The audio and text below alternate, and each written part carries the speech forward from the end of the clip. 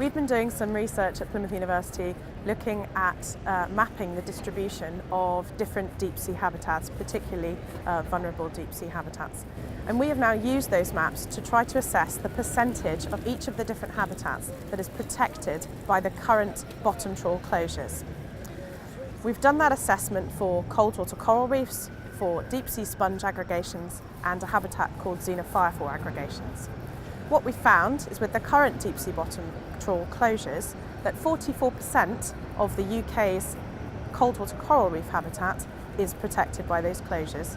About 11% of the deep sea sponge aggregations are, and about 14% of the xenophyophore aggregations are. We were then asked to calculate what percentage of those habitats would be protected if we introduced a bottom trawl ban below 600 metres. And what we found was that those figures rise dramatically to around 88% of cold water coral reef protected with that bottom trawl ban, and 100% of both deep sea sponge aggregation and xenophyophore habitat protected. The habitats that we've been looking at, cold water coral reefs, deep sea sponge aggregations and xenophyophore aggregations, are important to us because they provide a source of food and shelter for many, many other species. They are a very important habitat.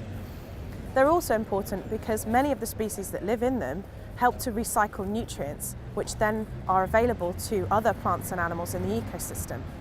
And more recently, we've begun to learn that many of the species that live in these habitats also contain important chemical compounds that are useful for medicines. So, for example, some deep sea sponges have properties that make them useful for anti-cancer drugs.